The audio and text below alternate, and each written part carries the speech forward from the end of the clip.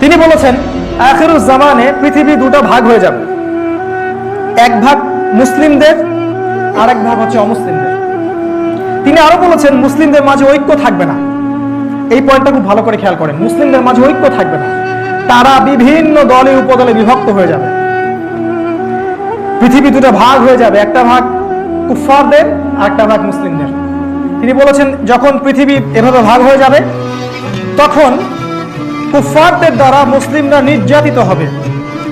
তারা তোমাদেরকে এমন ভাবে আক্রমণ করবে যেমন করে অনেকগুলা ক্ষুধার্ত মানুষ একটা দস্তরখানার মধ্যে গোগ্রসে খাবার খেতে থাকে।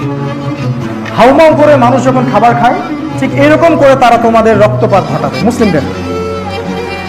সাহাবীরা প্রশ্ন করছেন ইয়া রাসূলুল্লাহ, তখন কি আমরা সংখ্যায় কম হব? তিনি বলছেন না, তোমরা সংখ্যায় কম হবে না, বরং তোমরা হবে আবর্জনার মতো। তিনি আবর্জনা শব্দটা ইউজ করেছেন, আমাকে ক্ষমা করবেন, এই কথাটা আমি বলিনি।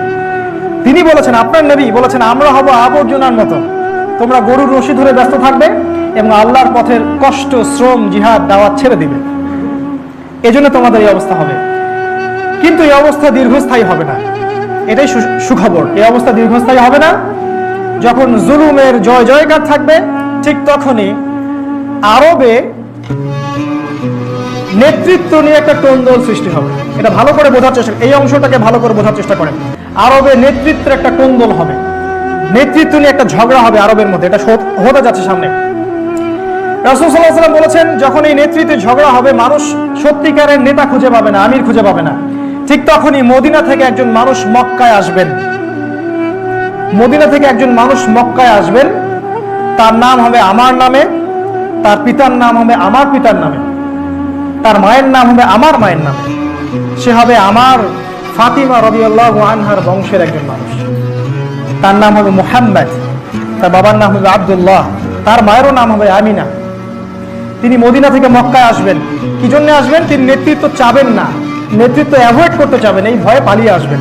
কিন্তু মানুষ তাকে খুঁজে খুঁজে খুঁজে খুঁজে বের করে মক্কায় চলে আসবে এবং তার হাতে ইসলামী খেলাফার বায়াত নেওয়া হবে। এটা কোনো রাজতন্ত্রের বায়াত হবে না, ইসলামী খেলাফার বায়াত হবে। আর অফকোর্স তখন ইউনাইটেড নেশনস বলে কিছু থাকবে না, তখন এইসব ডলার এবং কাগজের টাকা বলে কিছু থাকবে না। তার হাতে বায়াত নেওয়া হবে এবং সারা মুসলিমরা পৃথিবীর বিভিন্ন স্থান থেকে তার সাথে ঐক্যমত পোষণ করবে। এবং রাসূল সাল্লাল্লাহু আলাইহি ওয়াসাল্লাম বলেছেন তাকে সিরিয়া থেকে একটা বাহিনী এসে আক্রমণ করতে চাবে, আর আল্লাহ রাব্বুল আলামিন সিরিয়ার ওই বাহিনীটাকে মক্কা এবং মদিনার মাঝখানে বাইদা নামে একটা জায়গা আছে, এই জায়গার মধ্যে ধসিয়ে দিবেন। আর এটাই হচ্ছে সবচেয়ে বড় আলামত, ওই ব্যক্তি হচ্ছে ইমামুল মাহদী। এটাই সবচেয়ে বড় আলামত যে ওই ব্যক্তি ইমামুল মাহদী।